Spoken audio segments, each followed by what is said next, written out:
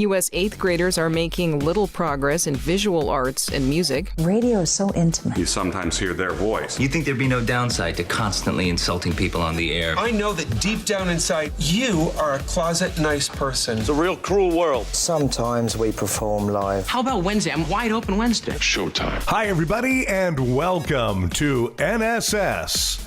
This is the Reynolds Report. Adult comedies have had a mostly rough time at the box office recently, and the latest to suffer is The House, which stars Will Ferrell and Amy Poehler as a married couple who start up an illegal casino to raise money for their daughter's college fund. The film made a lousy $9 million over the weekend, and that's bad for a movie that cost over $40 million to make. For Will Ferrell, it's the worst opening weekend for any of his movies, with a screen count of over 3,000 locations, even lower than the $15 million made in 2008 by Semi-Pro and the $14 million made by Zoolander number 2 last year. Well, it appears as though Gwyneth Paltrow is as unpopular with her Montecito, California neighbors as the healing stickers she sells on Goop are with NASA. If you remember, NASA trolled Paltrow over the questionable stickers. The healing stickers were plugged as being made with the same conductive carbon material NASA uses to line spacesuits. The space agency called out the description, saying that NASA spacesuits don't have carbon liners, and the most recent suits have no carbon fibers at all. Now, Paltrow's building plans are infuriating her neighbors. According to neighbors, Paltrow is utterly unwilling to compromise when it comes to her wants versus her neighbors' complaints. She has allegedly infuriated her neighbors on all three sides with plans to build a massive 14,000 square foot mansion. Residents, many who have been there for years, say that Paltrow's planned house simply doesn't fit in with what's already going on in the posh neighborhood.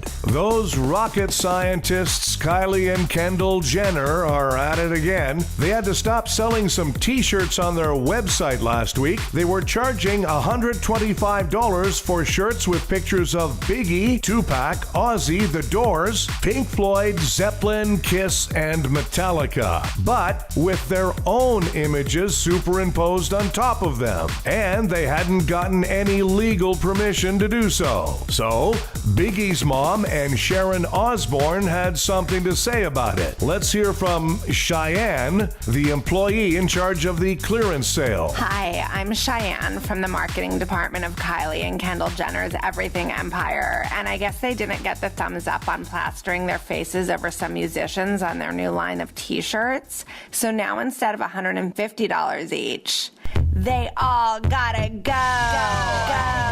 Kendall looking slinky with Tupac in the background checking her out. Get it now for cheap. And Kylie looks like she's about to be strangled by Ozzy Osbourne, which is funny because he's the one who's dead. Wait, what? He's still alive? You're joking me, right? Okay, whatever. Get your Kylie and Kendall t-shirts now for a drastically slashed price. Hey, come to think of it, they'll probably sell better if we slash them. Kardashians. President Trump posted a fake video of himself beating up a CNN reporter at WrestleMania. For your information, Trump's WWE name was Macho Tan Savage. Meanwhile, Trump spent the weekend attacking the hosts of Morning Joe, tweeting about CNN being fake news and criticizing NBC for firing Greta Van Susteren. Could somebody please sit this guy in a corner and give him a fidget spinner? Friday, President Trump met with the newly elected president of South Korea. Do you speak English? Asked the president of South Korea. The U.S. national birth rate has hit an historic low. Challenge accepted, replied NBA players everywhere. Disney is changing its popular amusement park ride Pirates of the Caribbean to eliminate the scenes where it's obvious that women are being sexually harassed. After all, it's Pirates of the Caribbean,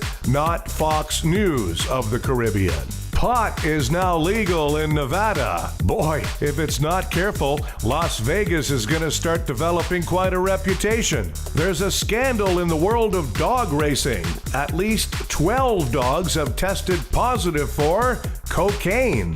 The dogs swear that they thought it was just flea powder. Environmentalists say that we, consumers, are using way too many plastic water bottles. So what I'm hearing is then, drink more beer. Time for Nobody Gives a F***.